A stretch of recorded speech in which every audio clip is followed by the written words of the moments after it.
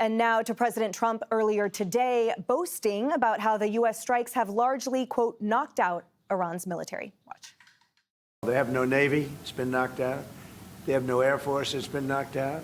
Mr. President, did Israel force your hand to launch these strikes against Iran? Did Netanyahu pull the United States into this war? No, I might have forced their hand. And Secretary of State Marco Rubio delivering an epic smackdown to critics before briefing Congress on the strikes. Iran is run by lunatics, religious fanatic lunatics. They have an ambition to have nuclear weapons. They intend to develop those nuclear weapons behind a program of missiles and drones and terrorism that the world will not be able to touch them for fear of those things. And this is the weakest they've ever been. Now is the time to go after them. The president made the decision to go after them, take away their missiles, take away their Navy, take away their drones, take away their ability to make those things so that they can never have a nuclear weapon. That's why the president made this decision. Dana, successful messaging indeed, and do you see this operation as being successful too? Well, I mean, yes, so far, and I think that even actually the president and Rubio are the ones saying, let's just take a beat, guys. We're in this for the long haul, and I don't know how long the haul will be, and they're not putting a timeline on it, and I think that's correct.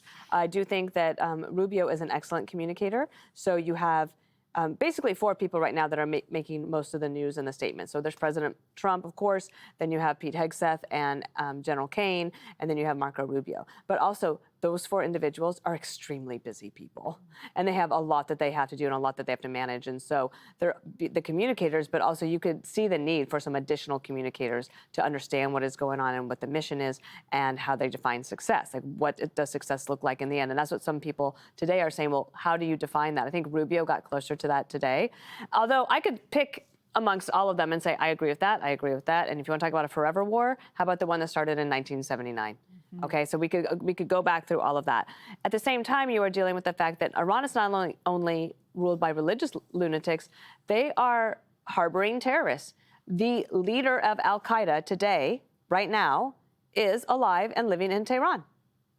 Now, I don't think he was at any of those meetings where everybody went down, but who were they protecting? Who were they giving comfort to?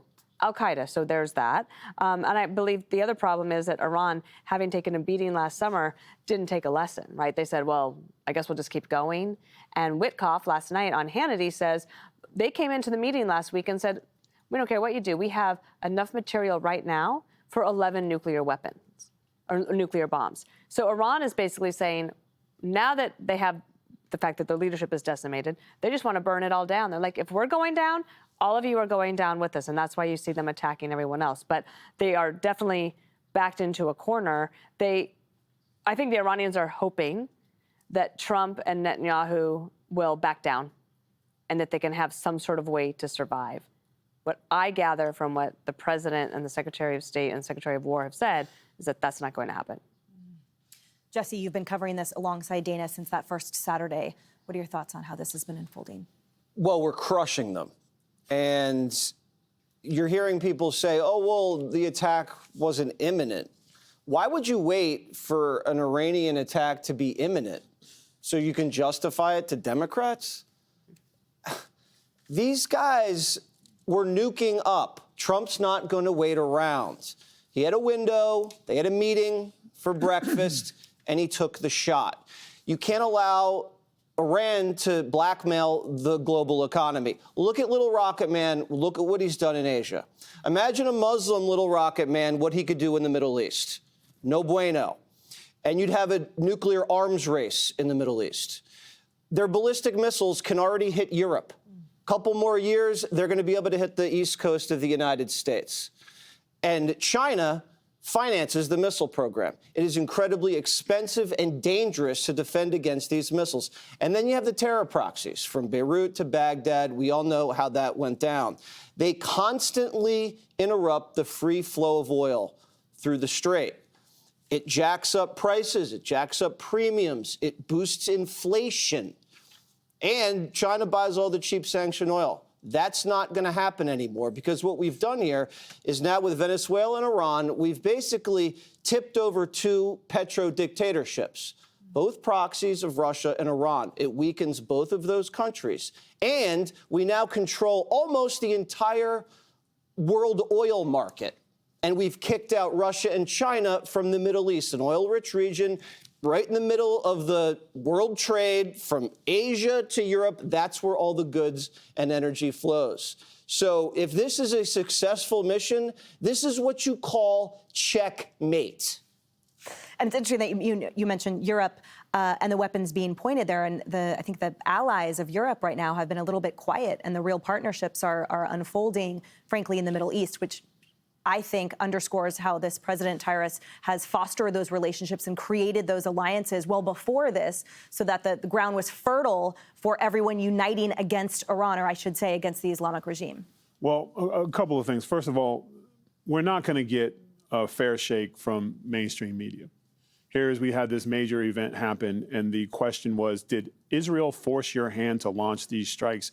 So they can't even respect him just to get an answer. You leave your issues with the Orange Dragon out to ask a question for the American people. I don't think anyone was interested, did Israel bully you into, like, you're just trying to, always taking a shot at his manhood, always trying to attack him to get him to, and I was very excited to see that he did not jump into it.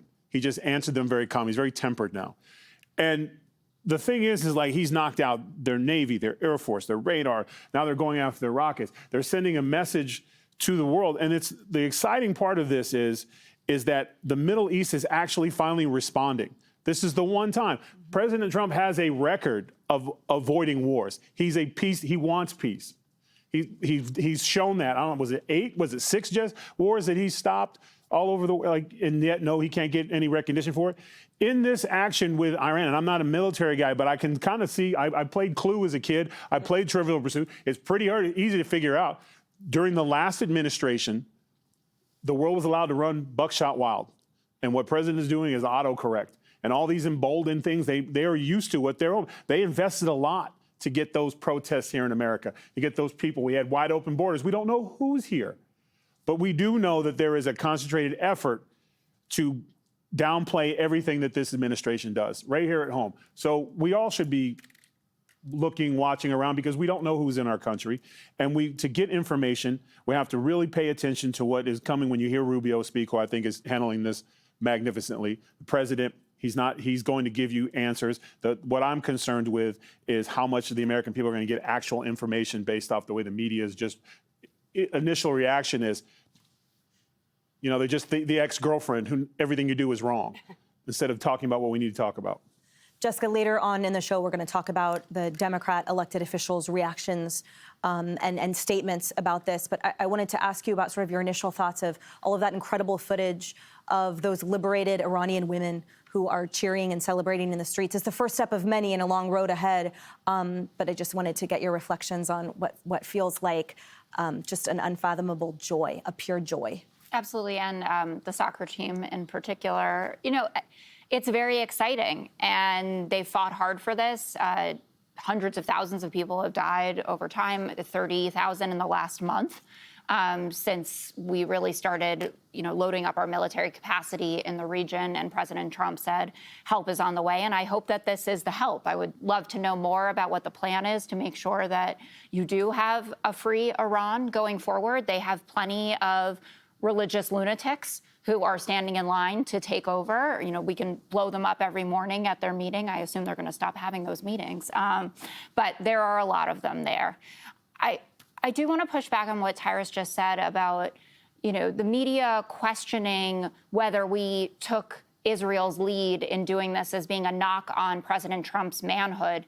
They're following the facts. They listened to Secretary Rubio yesterday, and he cleaned up those comments today. But they also know about the briefing that the Pentagon gave on Sunday, where they directly refuted the story coming out of the White House. And they told congressional staffers that it wasn't that Iran was going to attack us. It's that if Iran got attacked by somebody else, then they were going to attack us, and that somebody else was Israel. Those are just the facts on the ground. It doesn't make you anti-Israel or, not a Zionist to talk about that reality. And you see the domino effect. Caroline Leavitt tweeting out pieces in the National Review saying, no, Rubio didn't say this. President Trump saying Iran was going to attack first. That also flies in the face of what the Pentagon briefers were saying. If we were so prepared for this to happen, I find it hard to believe that there would be thousands of Americans stranded across the region. And there are lessons to be learned out of the disastrous withdrawal from Afghanistan under President Biden. These people should not be going on, the website for the American embassy in Jerusalem saying, I need to get out of here. And they say, we can't help you, right? You shouldn't call the State Department hotline and they shouldn't say, we can't help you. And I saw there was a tweet this afternoon that there are going to be charter flights. But these people are already there and they're already stranded. CBS is reporting about the 6 soldiers who died in this at the Kuwaiti base, that it was essentially like a makeshift trailer type thing. It had 6-foot walls, but nothing on top. And they had been apparently asking for more defense systems to fight back the drone capabilities, and they hadn't gotten that. So there are loose ends here, to say the least. And it's not just Democrats pushing back on this. Todd Young, Republican senator, in a GOP lunch this afternoon, saying, what's going on here, guys? What's going on with the story? And pushing back on Lindsey Graham. These are the kinds of things that you should be talking about in the Foreign Relations Committee. I think what happened was, respectfully, Jessica, is that when they had this meeting in the morning when the entire leadership goes out in the open, you had to strike immediately. And the plan was, with the Israelis, they were going to launch the first decapitation strike, which would then cause Iran to respond. And knowing that Iran was going to respond to the decapitation strike, we had to go in right then. That's what happened, and that's the opportunity that the president took. I don't think that we're saying different things. I'm saying it is less clean, and it was not clean out of Secretary Rubio's mouth yesterday, certainly, and he was very frustrated visibly today when the same reporter who had asked him yesterday had to follow up today about it. And Netanyahu, in his interview with Sean Hannity last night, had to play cleanup about it as well. I was pretty clear about what happened when I saw the full press briefing that Rubio gave. If you just look at the clip, you can have that impression. It's not like scheduling I watched the briefing and I told you about it yesterday. Yeah, and that you told me disinformation, and that's why I had to then do my own research. All my fault. Sorry, guys. Be sure to like and subscribe for all the Fox News latest on YouTube, and catch full shows streaming now on Fox One.